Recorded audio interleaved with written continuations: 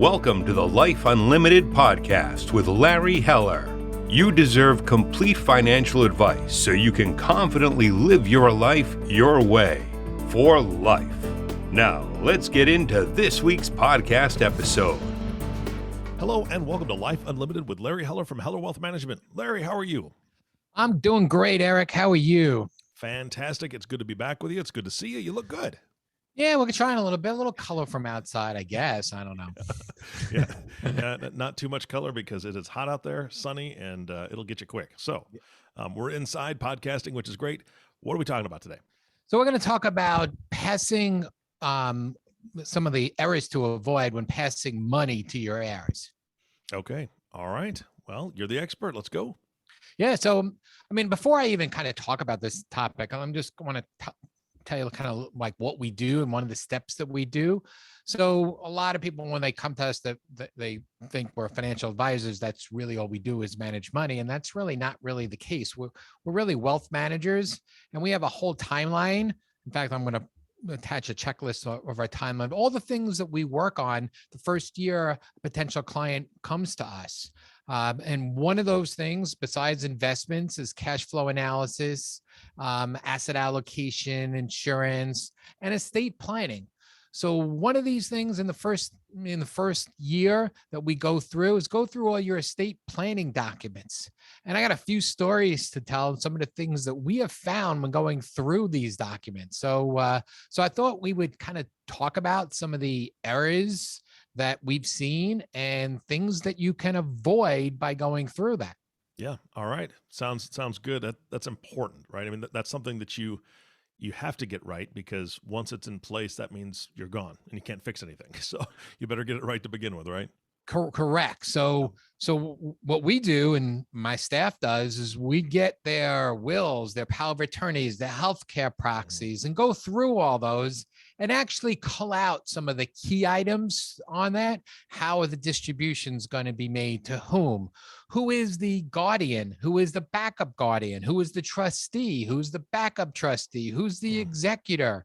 And I can tell you a lot of times people do these wills and they forget about them for a long period of time. And that the other documents, because they're living their lives, they figured, oh, I did it. I don't have to really worry about it.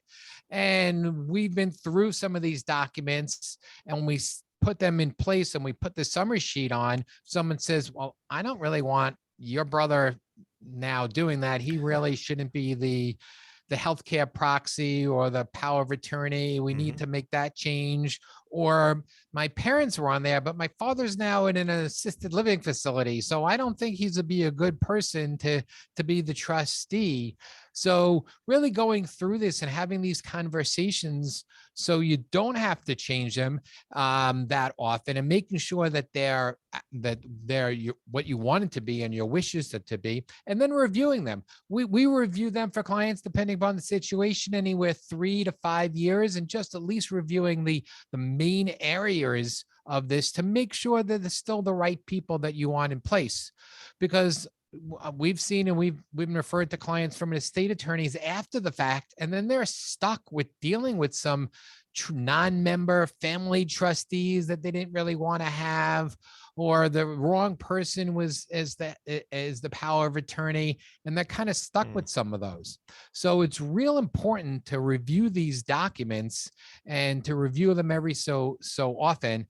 And like I said, we found some of these mistakes. I'll give you kind of an example. Literally, this happened a few weeks ago. Belinda at my office, we were reviewing.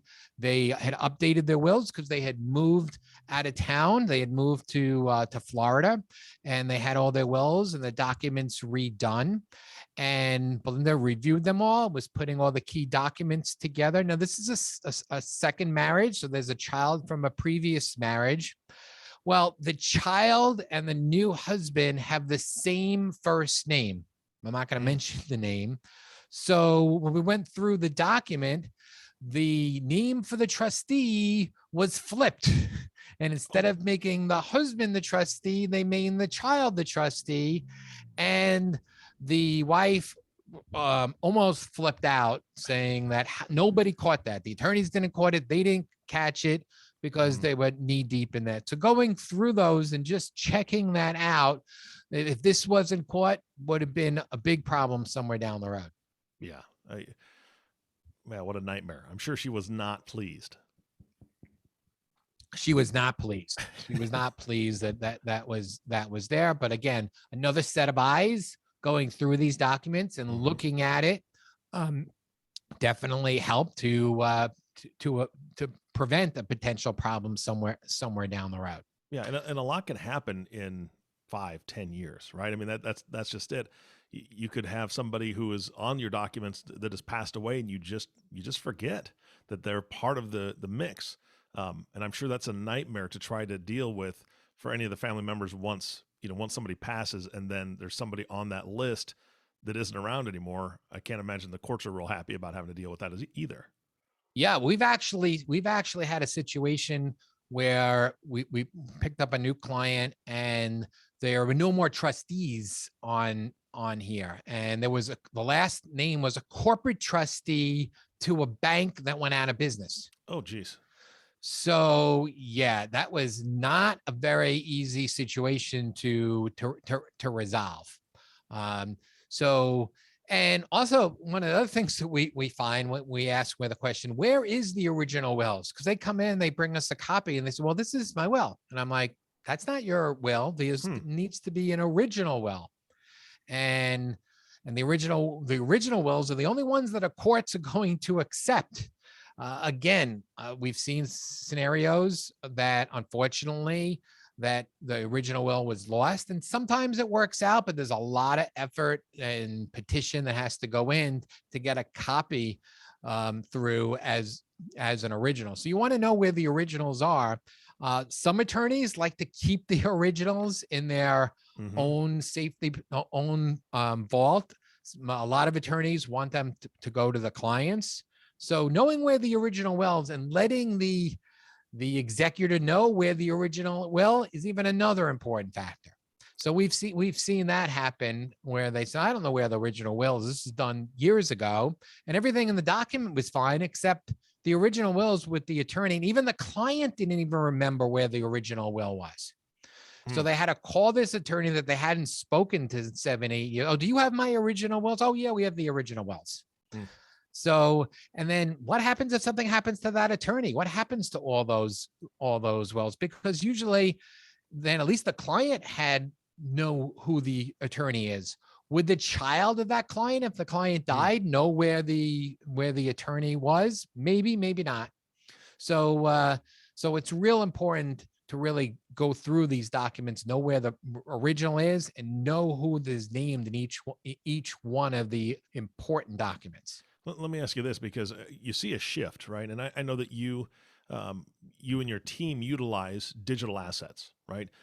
Everything's going digital, everything's going into the cloud. And you guys utilize some really good software to help people keep organized.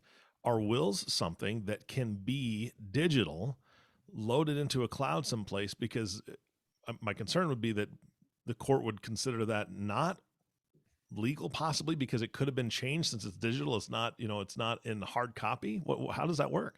Correct. So digital will not work. So what we put in the portal, we do scan in a copy of the wills.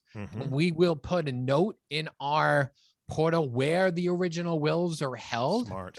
And then we will put in our summary page in here.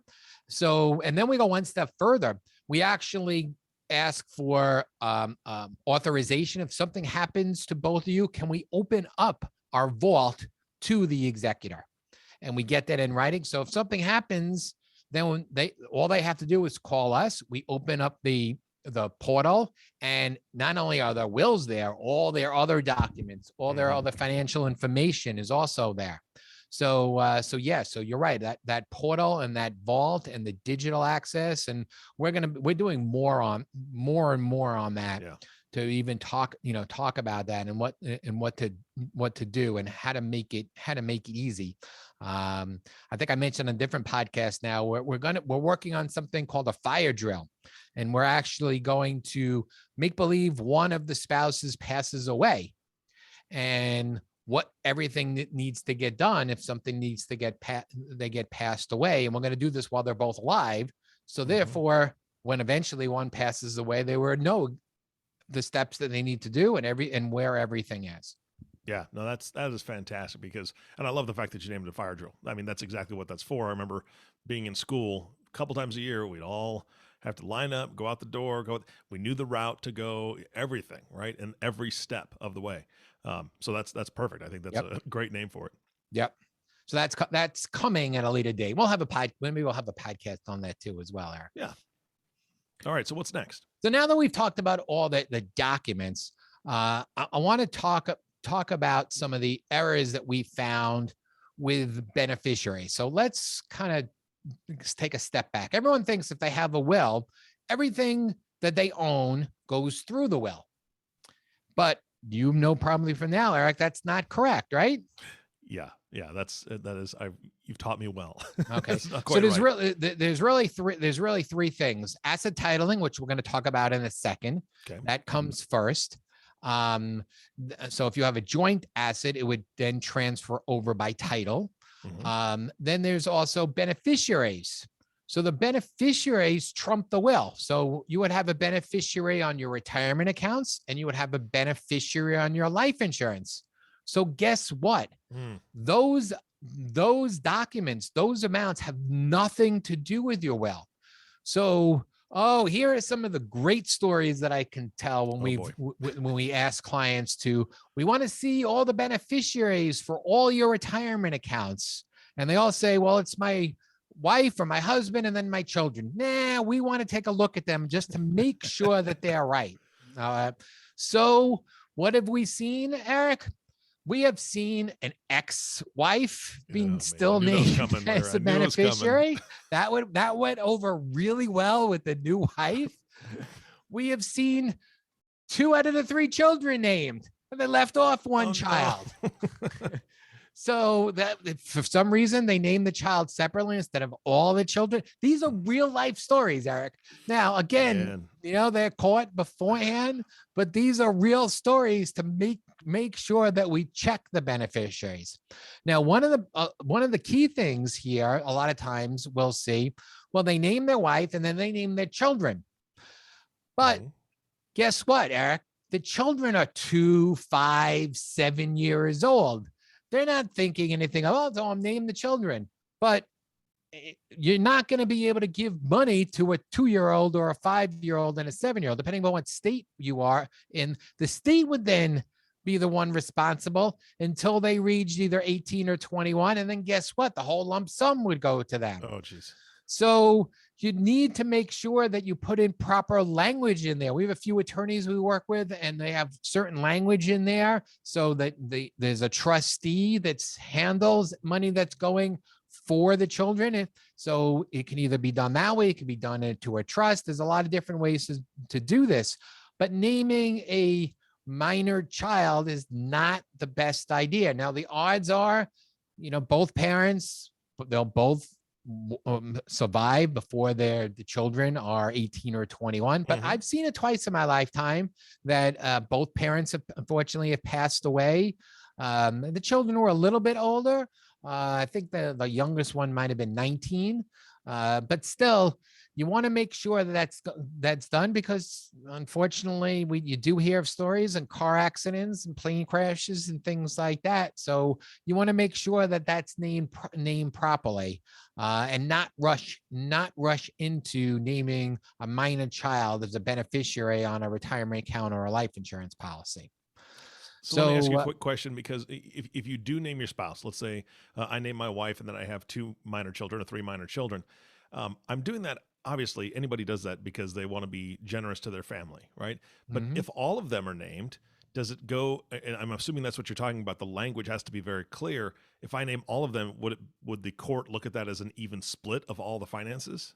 It would. I mean, most forms have primary and contingent beneficiaries, so you don't do that. But yeah, if you wanted to name people other than, there's sometimes we have children from a second marriage, so there's 4 different children that are named, and they're all named as primary, so they split equally. So most of the forms have a primary and beneficiary, so you can distinguish between the two, but it's usually in that contingent scenario where you want to do that. Again, some of the wording, the attorneys can say, use the wording from your wills as the executor for the minor children. So there are some things in there, and some of this wording is very long and some custodians won't accept it. So you have to attach some of this paperwork to that and make sure that it gets in there, and make sure when the custodian has it, we check and make sure it's right. So it is time consuming to make sure the secondary beneficiaries are right. Because a lot of times the secondary beneficiaries, you do want to make your children as the secondary beneficiary.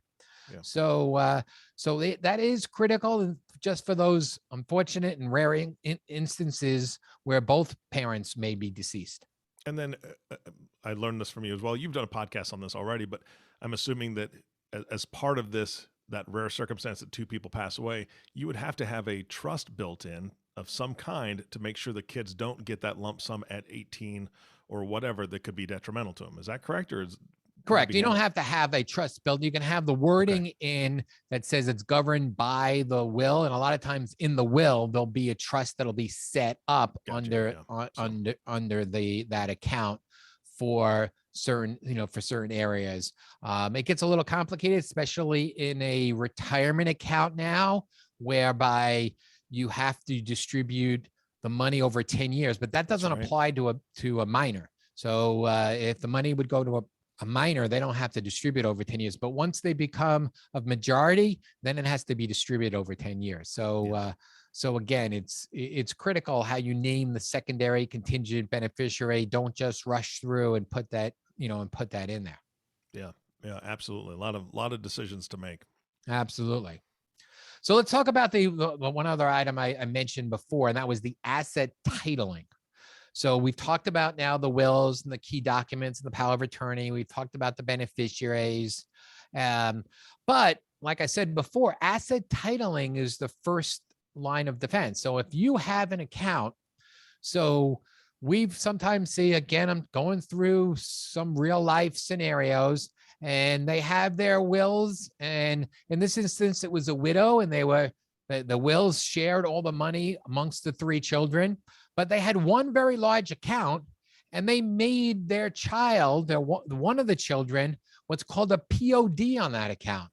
So, or a TOD on account, transfer on death. So what would happen then is that account would go to that one child. It wouldn't be split amongst the three children. So, and also one of the negatives of a TOD account is if that child would pass along with the parent along those lines, that money again would not go to the will. So it really is critical. Now, not to say there are not instances where you want to use a TOD, especially maybe a small account that you want to have that'll go to one of the children to maybe pay for a funeral expense or something like that. But making sure that the accounts are titled properly. So if you want them to go through the will, that is fine. If you want them joint, a lot of people have joint accounts with their spouses. So if one spouse dies, the money goes to the other spouse. Now, that may not always be the best scenario. Now, one of the things that you may want to do, especially if you're older and you may have an estate tax issue, you may want to disclaim some of the assets on the first death. So you could still do this with a joint account, but it gets a little bit more complicated. So you really want to look and decide, okay, should this account be tenants in common? Should it just be in one name? Should it be joint? And if it's joint, should it be discussed that on the first death, maybe some of this money needs to be disclaimed? So making sure that you title the assets properly to really be done the way you want it to be done is really important.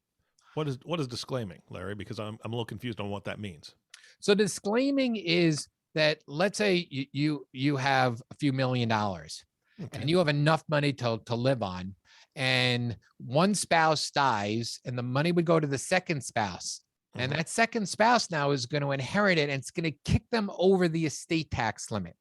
So the estate tax limit is $11 million for each person, 22 million. It's going to be sunset, but in New York, it's $5 million.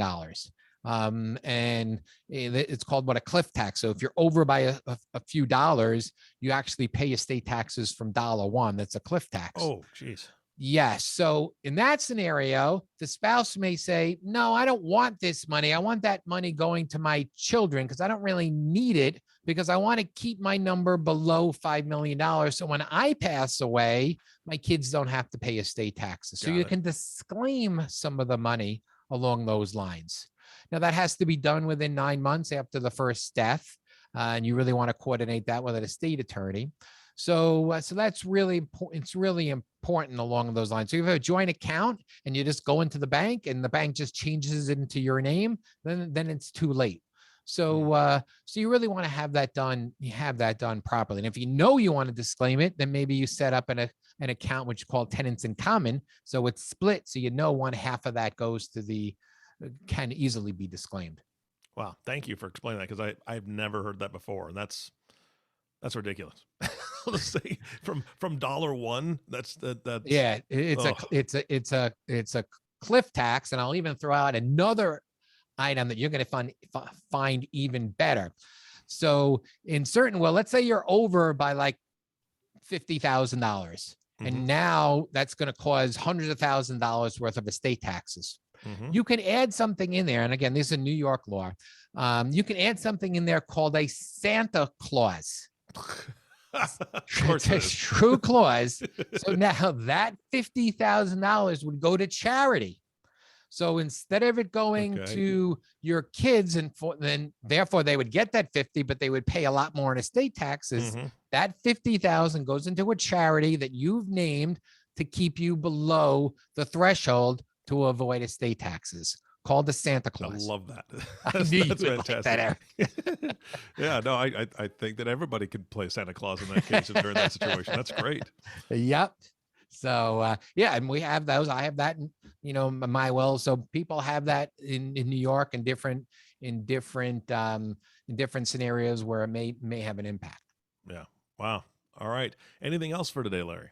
Yeah. So those are really the three areas that we really talked about. So let's kind of review them. It's the wills and the documents, the beneficiaries, the asset titling, and of course, we're not estate attorneys, but the attorneys draft the documents, and sometimes after years they need to be changed, and some of these other key things need to be changed. So we're constantly looking at this and making sure that everything that you want to pass to your heirs is done so you can avoid some of these errors. Yeah, absolutely. So, I mean, reviewing is important. Now, you said, remind me of the time frame again of when you kind of review these for your clients. And then if there's somebody that's interested that hasn't had their stuff reviewed in a long time by anybody, kind of how they can reach out and have you do that. Yeah. So, I mean, this is part when they come aboard, it's one of the steps that we do along with all the other items, all the steps that we've talked about. So you can go right into our website, hellowealthmanagement.com, and you can click on schedule an appointment and go right into my calendar and schedule a 20-minute call with me. And we can discuss how we work and how we can help you. You can also call the office at 631-248-3600. All right. Larry, again, thank you so much. This has been fantastic. Great information, man. When you said when you brought up that somebody's ex-wife was still a beneficiary, it literally made my ear tingle, and I've got headphones on. I had to reach in there. I was like, oh, that just made my eye twitch. I can't imagine the conversation or the car ride home, Larry. It was not pleasant, I'm sure. No, it was a surprise. It wasn't that he was doing it on purpose. It just no one checked it, and it was an old account, and yep. Ouch. That happens. All right. Well, Larry, again, thank you so much for your time. I really appreciate it. And this was fun today. No, it's fun. So stay cool, Eric. I'm going to try for sure. Right. And of course, our last thank you goes to you, listening audience. Thank you so much for tuning in and listening to the Life Unlimited podcast with Larry Heller. If you have not subscribed to the podcast yet, please click the follow button below. This way, when Larry comes out with a new podcast, it'll show up directly on your listening device. And if you're watching this on YouTube, we'd appreciate a like and a follow is there as well. And we humbly ask that you share this podcast, rate it, and leave a review, as this actually helps other people find the show. Again, thank you for listening today. For everyone at Hello Wealth Management, this is Eric Johnson reminding you to live your best day every day. And we'll see you next time.